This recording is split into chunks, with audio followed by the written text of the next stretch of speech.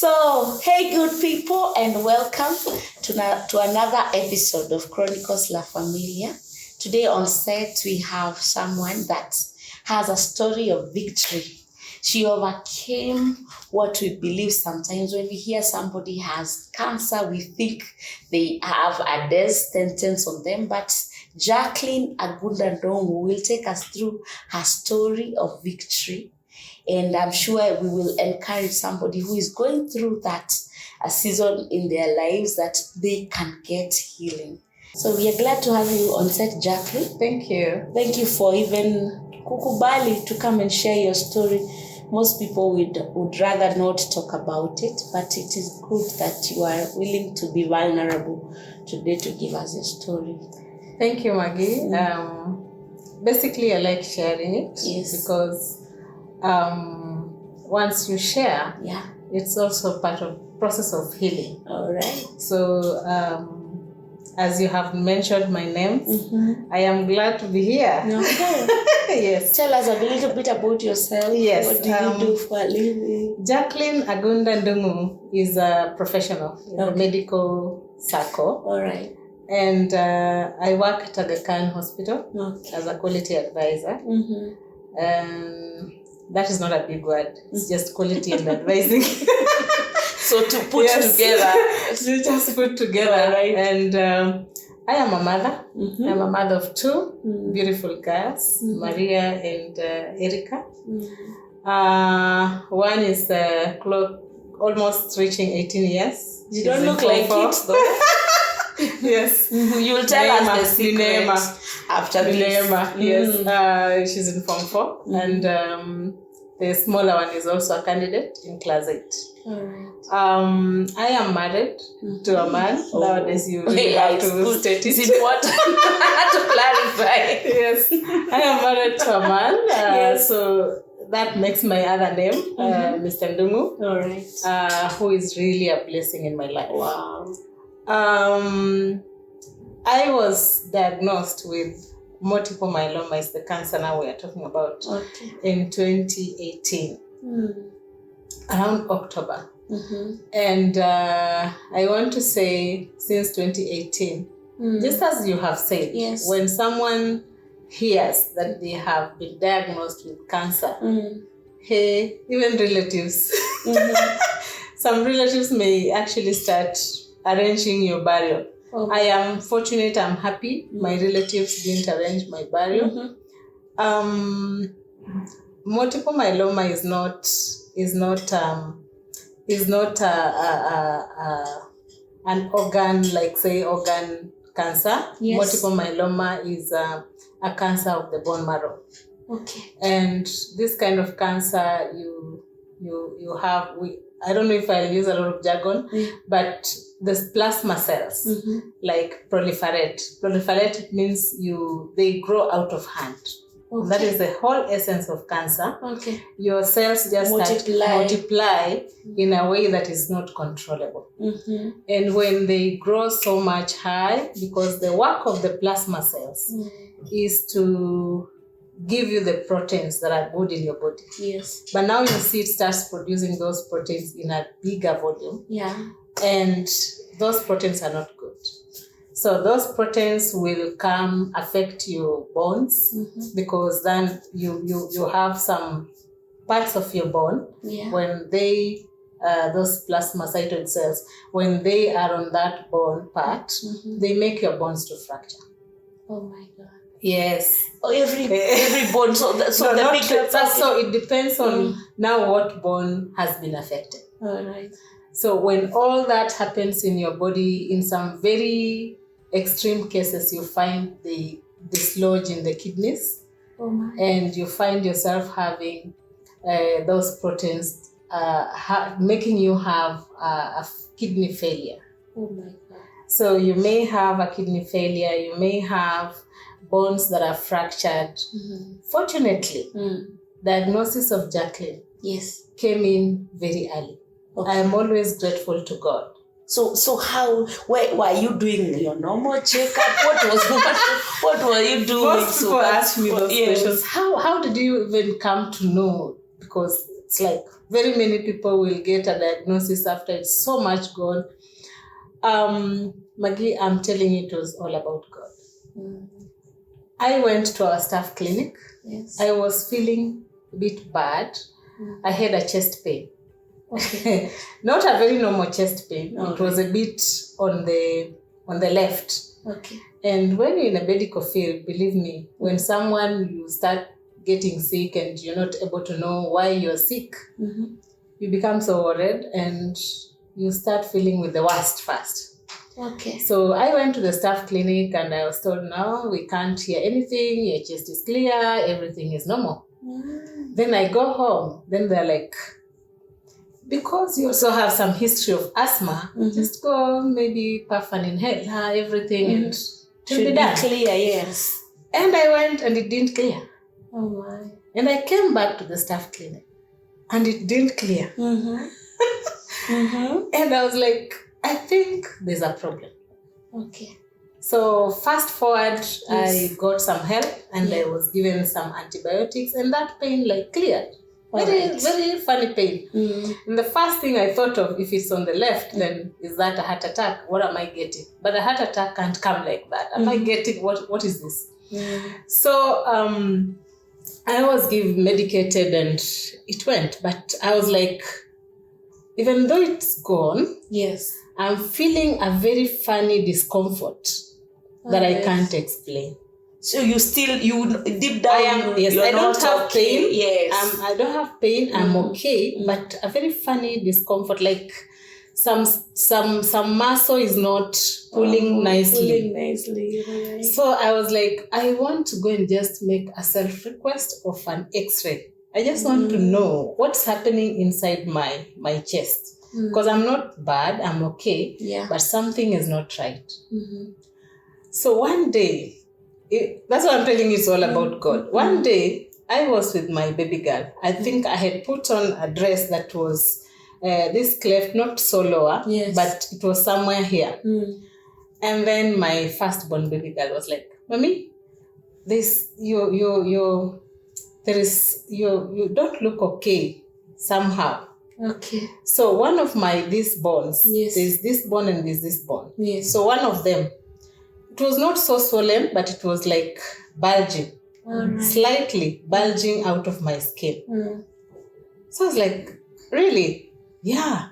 So I went to the mirror. I was like, now around remember that side is where I was having the discomfort. Yes. So I went to the mirror. I'm like, it's not so clear. It's clear. It's not so clear. So I went and talked to a colleague of mine. She's called Dr. Kagodan. I was like, I pulled her in the changing room. I was like, Doc, just come look at. Remember, she's the one who had medicated me when I was having those issues. Then she was like, no, I can't see anything. I'm like, no, just look keenly. She's like, yeah, but you're so thorough with yourself. It is so far, from very far. So that is when I was like, no, there can't be a swelling that I can't feel pain. Yeah? Remember now it's a swelling that I can't feel pain. So that's a telltale sign. Yes. One thing that came to my mind, being in the medical field, I was like, this is breast cancer. Any swelling around my breast? Yeah. This is breast cancer. You see how we jump into negativity? Yes. You diagnose yourself. Even before I am done. This is breast. But I was like, but this is not a lump. It's not something that is, So I was like, okay, let's do this. I went to our staff clinic. I told the doctor, I need you to request for me an X-ray so that I can do the X-ray. And we did the X-ray. And let me tell you, the first diagnosis of that case, fast forward, I remember the doctor wrote, query metastasis. I want to tell you what that means. Yes, tell me. Yes, please. Because that finished me. Down. So when you are told you have metastasis, it means you have cancer that has spread. Okay. Now, if they are querying metastasis, this is a chest. Down there are organs. Yes. So vital organs. Where has this started from? Okay. And believe me, in that journey, that day, after I went to do that, it was a query. They had not diagnosed. It's a query. Mm-hmm. So I cried. I went to the toilet. I called that doctor friend of mine again. We went to the toilet. We cried. She's helping me to cry. Yes, we cried. We cried because we are crying over metastasis. Mm-hmm. So after that crying, the doctor queried, but then I went back. When I went back, the doctor was like, fine, query metastasis, but they needed to do a CT scan. Just to be sure now, if this is metastasis, where has it come from? Okay. So I went and did the CT scan of the abdomen.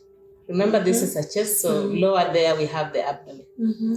So when we did that CT scan, remember, I remember going to our radiographer, seated there.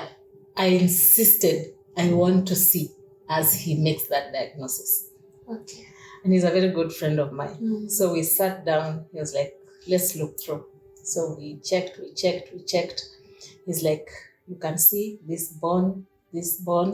So apparently what had happened, in the initial diagnosis, before I was told it's metastasis, yes, they had said that there's something called opacity. Opacity means this X-ray is not able to go through, meaning I had suspected. Now, I think the worst I can have is TB. The worst I can have is, what else can I be having? So when we sat with that doctor and he went me through everything else, and we were like, yeah, in your third and your sixth rib, these 3 ribs, there is a breakage. All these 3 ribs, each rib, there is a breakage. On each rib? On each rib. Remember the pain I was feeling initially? Yeah. That was the pain. Oh my God. So very fast we thought through, that is now radiographer.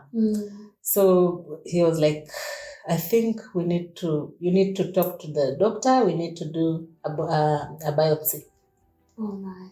Then now, because biopsy, you're not just diagnosing cancer, because if it's TB, we'll also see. But why are we having breakage of your ribs? Yes. Why are we having something around those ribs? There is something that is binding. Remember my introduction that I made for you? So then all that fast forward, I saw my doctor. I was booked to see our consultant, Professor Riyat. I am telling you that journey is not easy. Yes. I remember seated before Professor Riyat, not even in his clinic, in our boardroom, because he's my colleague.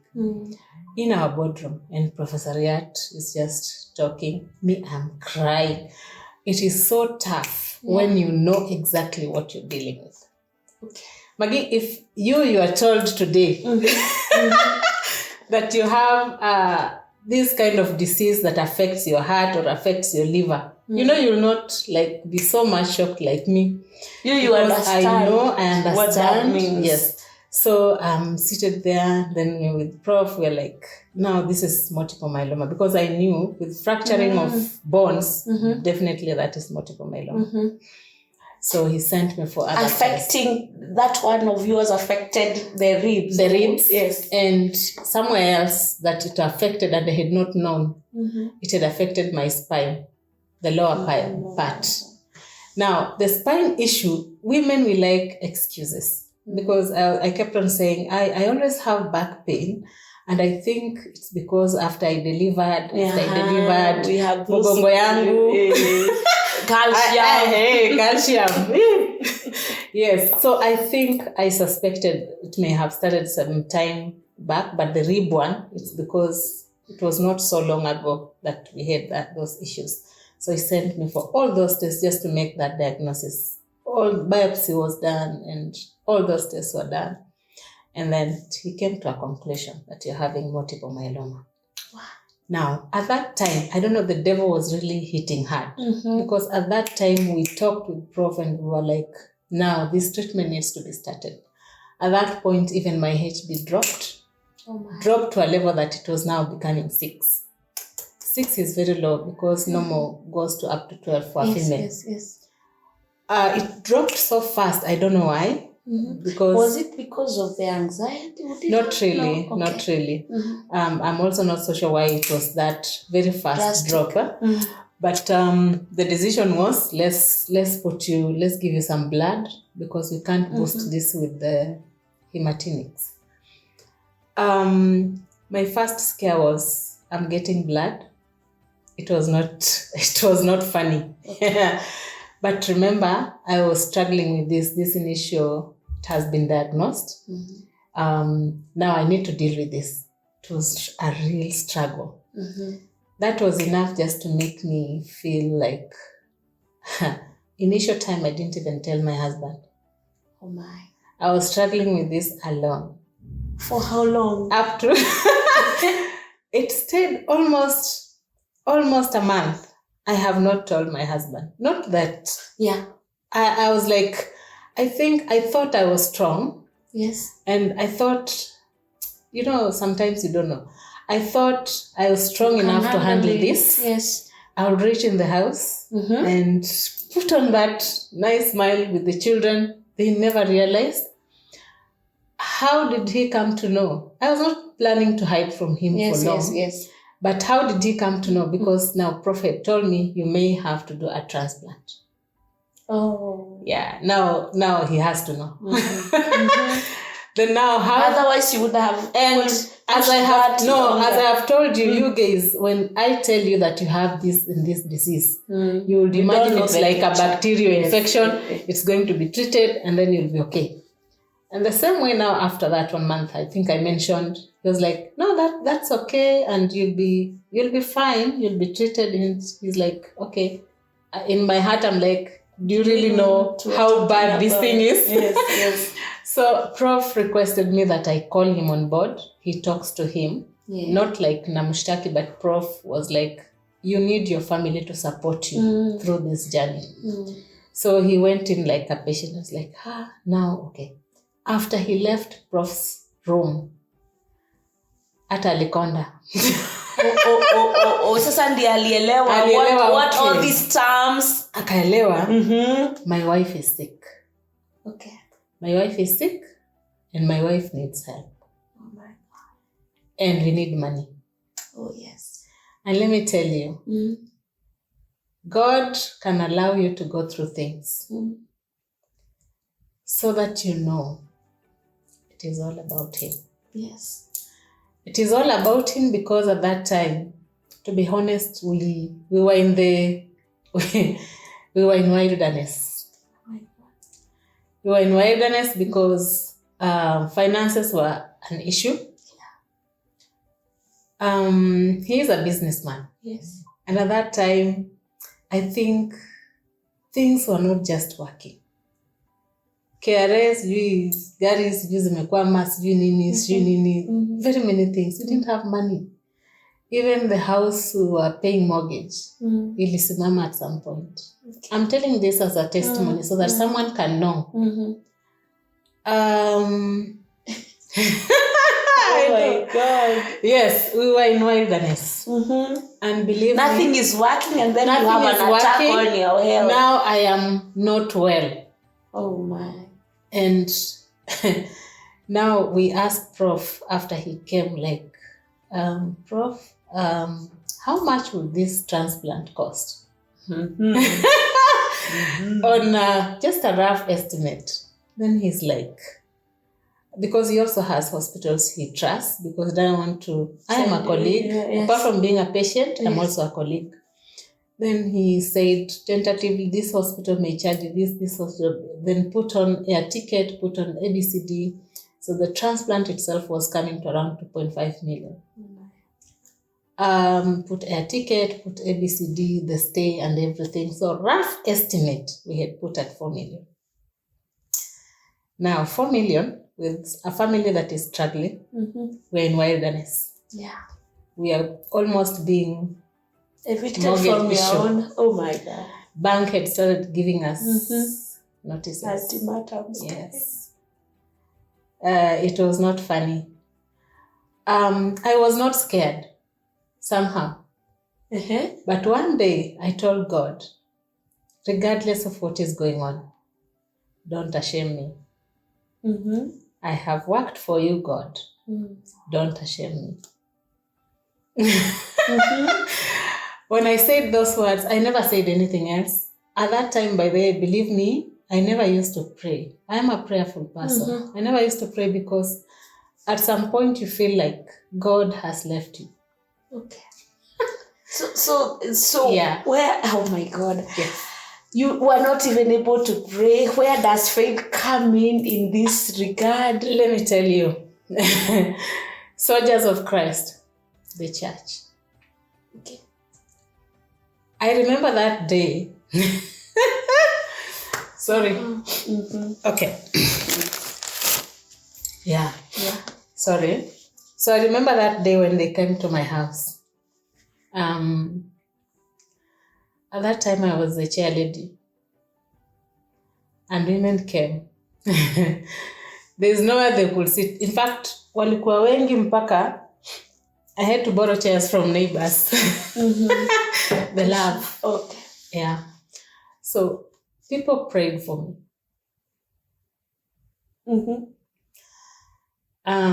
They prayed. There's only one verse that I stood with. Father, you're my shepherd.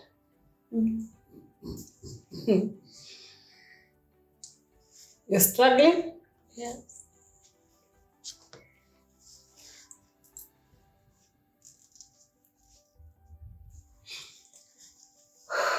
Sawa. Yeah.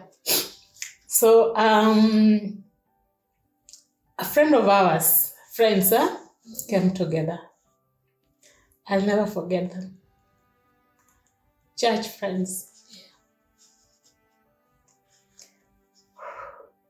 One of them is called Grace. Yes.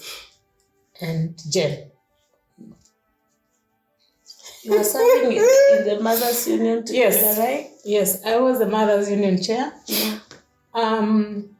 They came and they were like, remember I didn't want to tell anyone. They were like, I think they were the first people who we told. And they were like, no, you'll not walk this journey alone. I think I can make it. Yeah, you will. Yeah. So they were like, no, you won't make it. I remember Grace's husband, where's Mosheke? He was to go to Somalia. And he was like, I'm going, but we will make sure this happens. I started even marketing the car I was driving. My God. I'm telling you, God does not want you to see it is about your money. He wants to take the glory. It is not about the money you have, Maggie. It is about Him. He wants to show you you will make it. I didn't have anything. He will provide because He's the King. He's the Father of gold and silver. When this 4 million was not there, now they had to arrange for fundraising, call conference, and because I know it's not like it sailed through softly. Had challenges, but that is how we all started those meetings, and we had those, and we had other friends in town, and we started giving fundraising. And let me tell you, in our main now fundraising, we raised 900,000. The main. Let us laugh. Yes, let us laugh because it's a victory story. Yes, 900,000, and the 900,000, the budget is 4 million. Let me tell you, how are you going to deal with that? It's not little money. It is not little money, but to how now much the you need budget. to raise. Yes. Then my husband is a man of faith. Oh. Then he's like, and another friend of ours who is called Joro. Sorry. He's just a friend. He's more than a brother. Then he told him, you guys just go. Huko nyuma tutaendelea kuchangisha. tutaendelea kuchangisha. Uh-huh. And in case hata hatutapata, I'll just look on how I sort you guys. Hey. I am telling you. Then let me tell you. Then you get friends. Then I got friends God just sent angels. Mm-hmm. Our HR at that time was a girl called Dorothy. She was my friend. Then I went and like, Dorothy, this issue, I need support from my employer because I don't have enough money. Aki, that girl. Let me tell you, she just said, just write a letter. We normally send our staff to Karachi, but because you really like insist you want to go to India, just send the letter. We see how we can help you. I am telling you, not like they gave me money for future deduction or you'll be bonded or you'll be. Then they just, in fact, they're the ones who paid the first deposit, 1 million, Aga Khan Hospital. Oh. I'm telling you. Oh. It was the first time they had sponsored a staff out of a welfare. Yes, that is God. Yes. It can only be God. Yes. Nothing else. God being the shepherd equally. Yes. Mm. Remember the 4 million I'm looking for? Yes. Inaenda ikipungua, si ndio? Aki sasa karibu to hit 2. Tuko karibu. Yes. Mm-hmm. But believe me, we went there. People continued contributing. That guy is the one we left with the account. In fact, money we deposited in his account. We told him whatever difference it will come to, you will be the one now to sort it out. We are broke. Let me tell you, God decides to surprise you. 1 week before we go to India, we have planned for the safari. Now we stress imeisha, tumesema tu acha tu tuende kwa imani. The worst, I told my husband, the worst they can do is to hold me in that hospital that I don't have money. Okay. Then when I reach there, I'll call my employer, please bail me out. What a kind of a joke. Mm-hmm. But the hospital really helped me. Mm-hmm. So let me take you a bit back and ask you, how are the kids? Okay, you have a community helping you. Do you come to a place you need to tell the kids? How are they handling it? My small baby was young. How old? There's one question. 20. She's now 14. 2018. She was quite not so much knowing a lot. But the first question she asked me was like, "Ma, is this going to kill you?"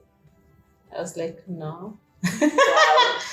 The bigger girl knew what was going on. I think it stressed her a bit. Mm-hmm. I can't deny that. It stressed her a bit because one, she was really affected in school, and the teachers told me she was crying sometimes, but she performed well again. I can only say that was God. Mm-hmm. She was the best in that class that year that she did her exam. It cannot be God's miracles. Yes. I had my friend. There's a lady called Carol. She is my friend. Let me tell you, she saw all that. She was like, "Jackie, I'll take care of these kids like they're mine. Okay. Just go, get treated. Okay. Just go." Mm-hmm. How many friends, Maggie, can you have who can do that? She's not my relative. She's just a friend. And she took care of my kids until I came. I took 3 months in India. All that time, feeding them, taking them to school and back. Mm-hmm. Yes. Mm-hmm. It is all about God. Okay. So you've raised almost 2 million. Umeenda India. India nimeenda. The rest of the money, I think we reached there. We got some discounts also. Mm-hmm. Because of the fact that we knew Professor Riat was our referral. Okay. So they gave us some discounts. Apart from that, people also sent more money. Mm-hmm. And we before we even went, I was telling you, a week before we went, yes, God surprised us. Mm-hmm. Remember I had told you we had issues with Karen. Okay. Then I just get a call from, I'll not mention her name. Yes. But she's a very senior person in Karen who called me and told me that, "Jackie, because the car was in my name. Okay. Jackie, this car has been released and you need to pay what you were thinking to pay. Oh. It can only be God. How can someone senior in care even call you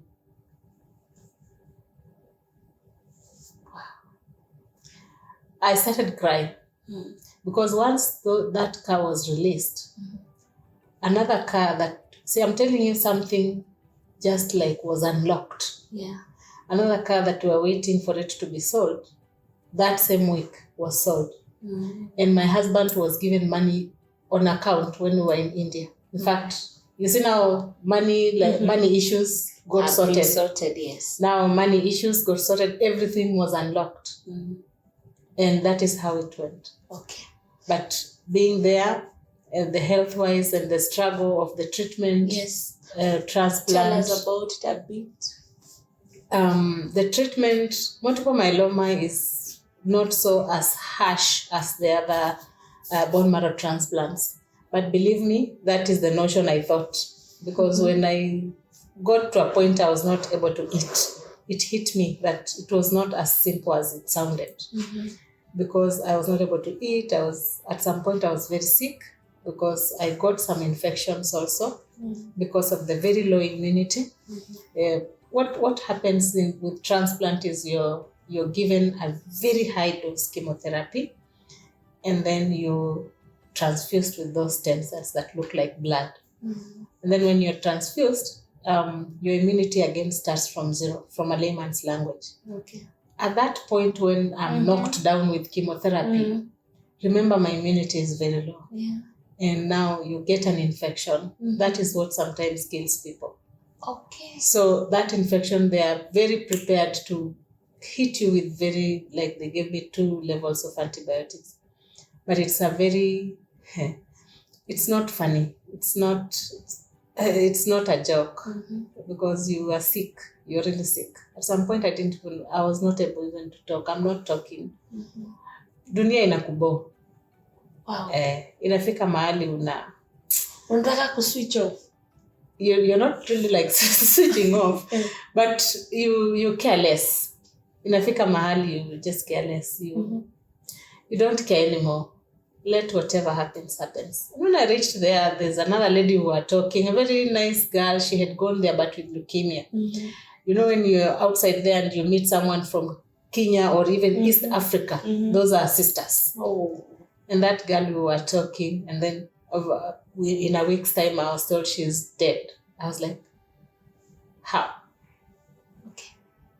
You know, being a patient, you're like, so I'm next. Or So, okay, I'm here just wondering, okay, you hear those kinds of sad news. Yeah. And then how do you handle it yourself? Ama, you don't think about it.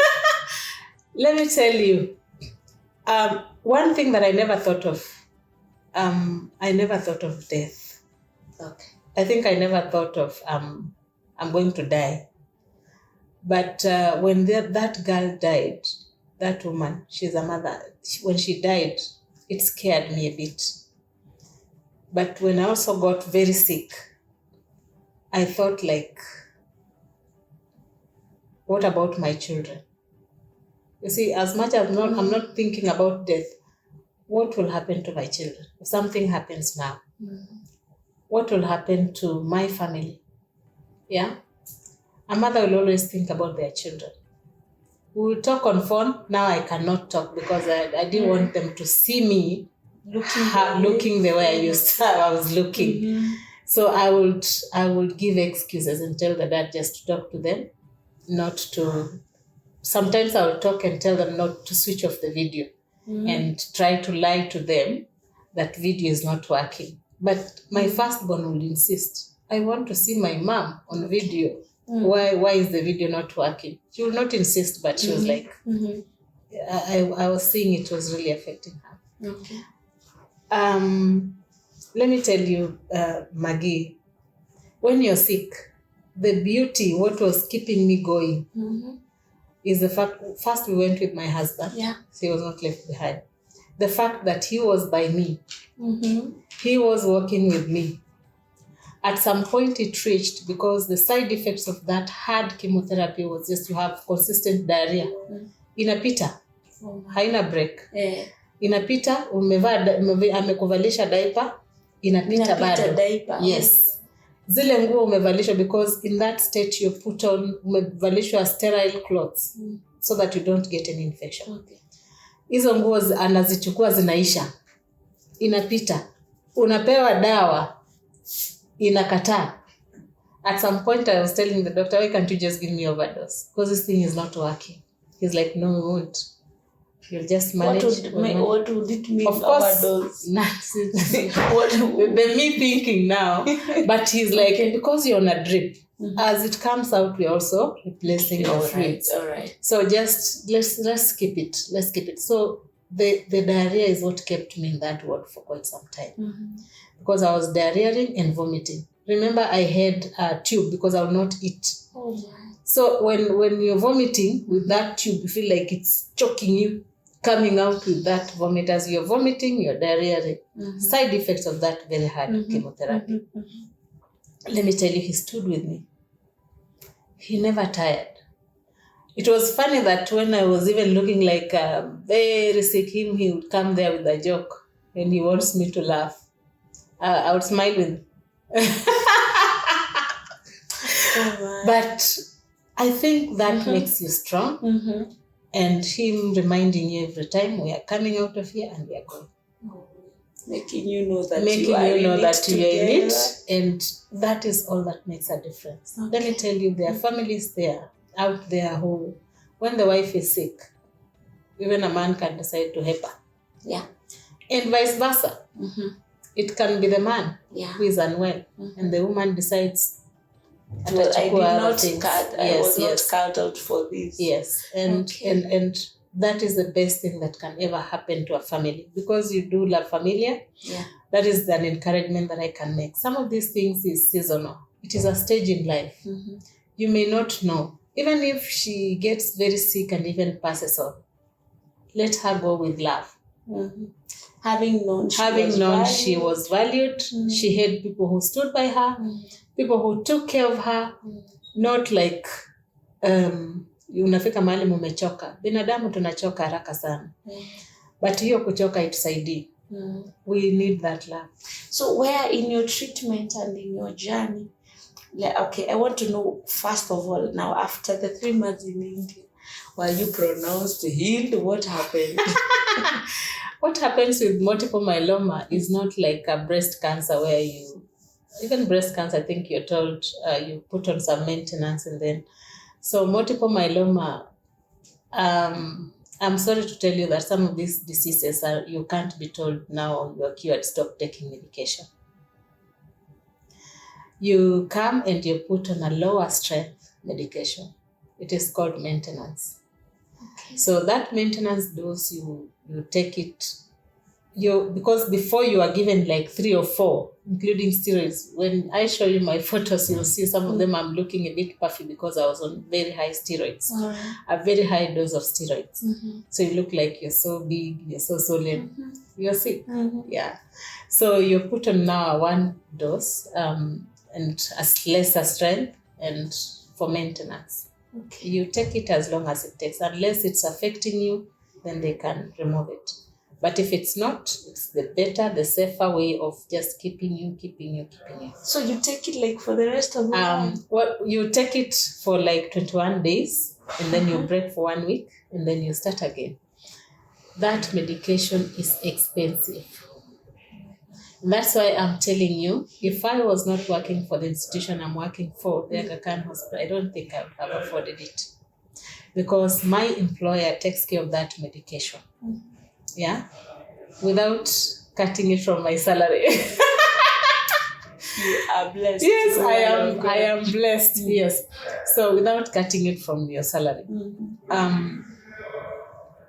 Cancer treatment is not cheap. In fact, I was telling myself, I think it's high time the government really looks at that and just sees how there are some cancers that are not taken care of. I know NHIF is doing something about it, and there are some packages under NHIF that you can take so that you can get cancer treatment. But even some people, they'll deplete those covers even before the year ends because their budget year, until that other budget year comes, you're not able to access that medication. But I would say NHIF is trying and helping cancer patients.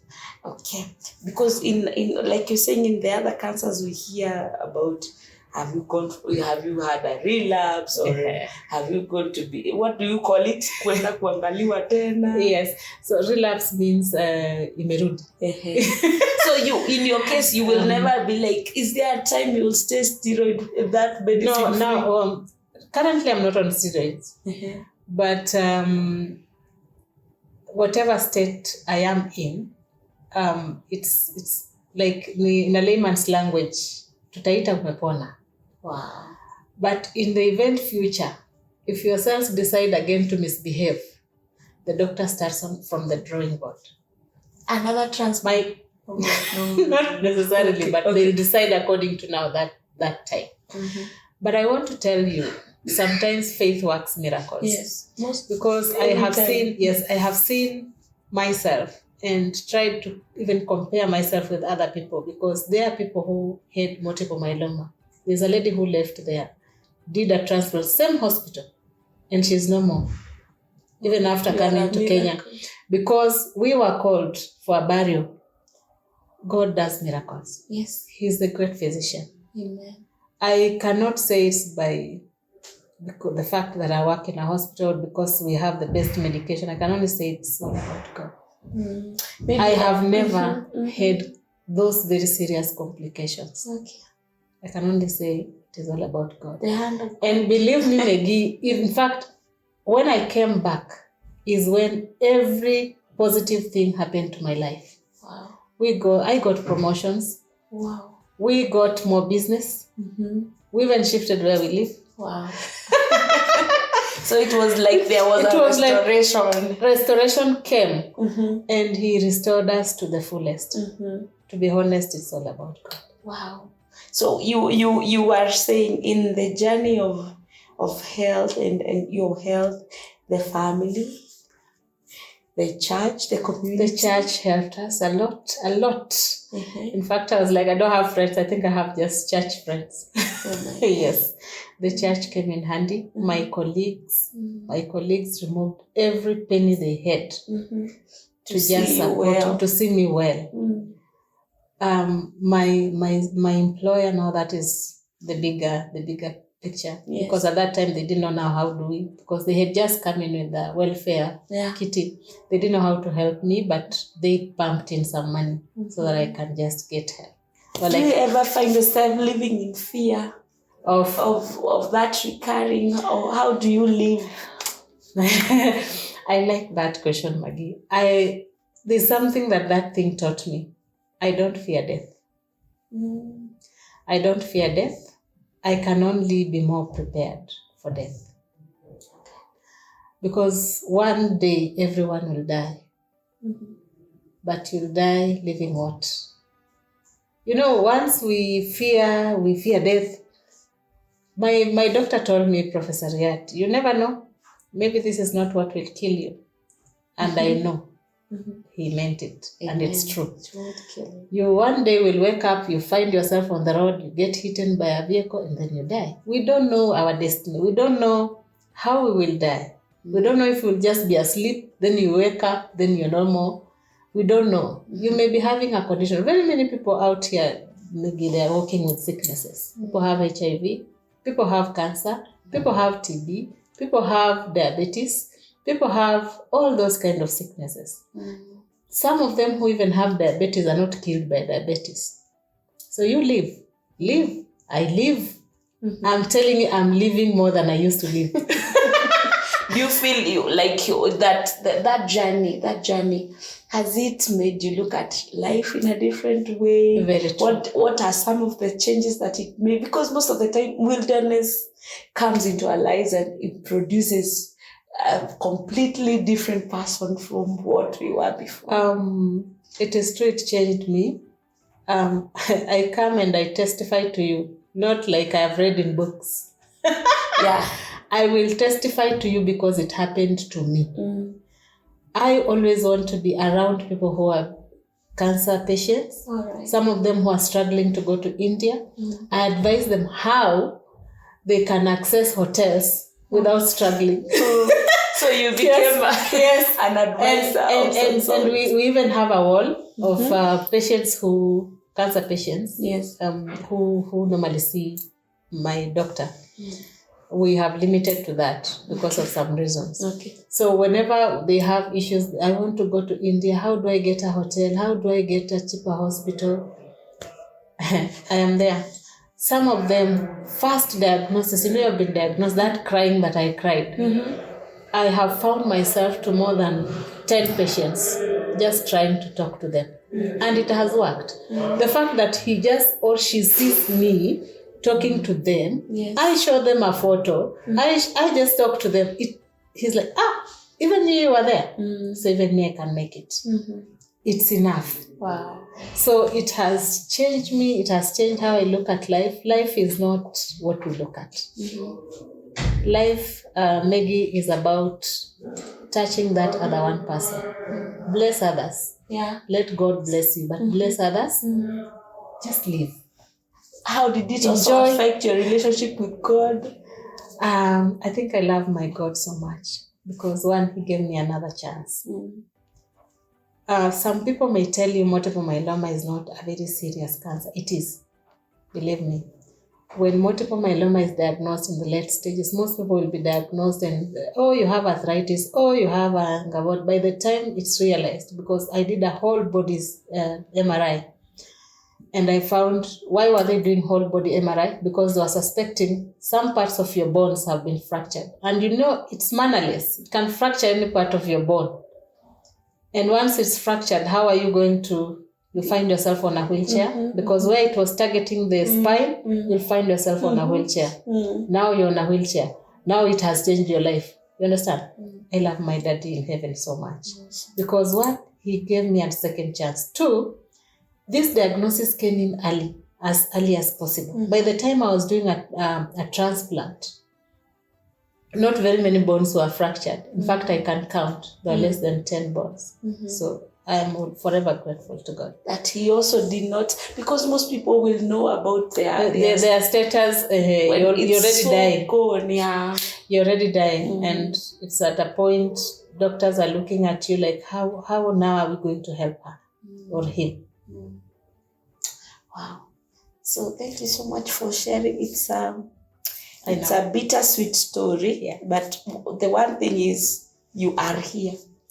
I am here. You give life, you give hope.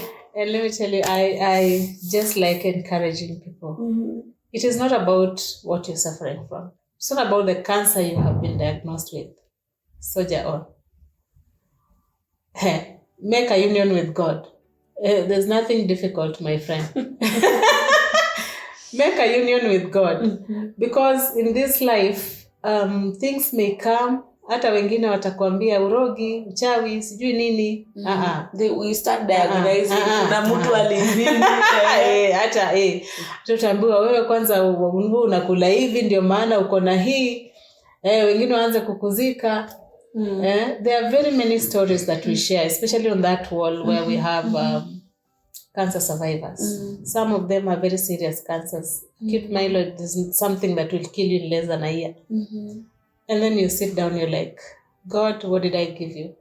Have you ever seen thanking God for the better problem? Yes, God. Thanking God for a better problem.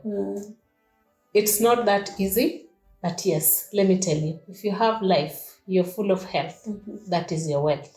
It is not about how much money you have. You may have that money, but it's not helping you. I hope it doesn't have to take us to be that unwell for us to be focus, to so see, grateful and to God and to life. Very true.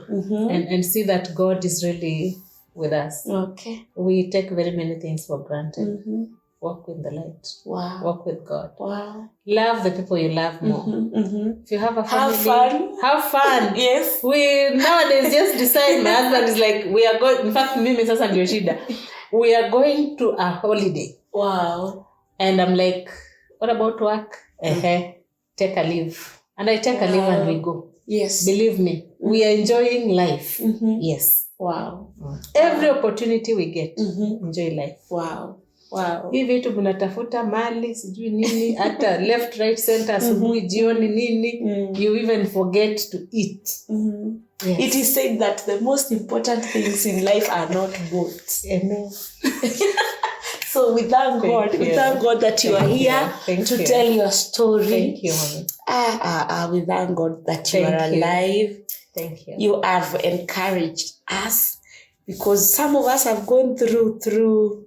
We have had relatives, people that we knew that didn't make it. So seeing you here, you are a story that really encourages us. So thank you, Jackie, for sharing your story. Thank you. Wow. What can I say? It was such a life-warming, hope-giving story of victory from Jackie. Yes. For this and much more, do not forget to continue subscribing and watching our episodes. We'll bring you so much more of these kinds of story to inspire you, to give you hope if you have given up hope. The last thing one should ever give up is hope. You should never give up hope.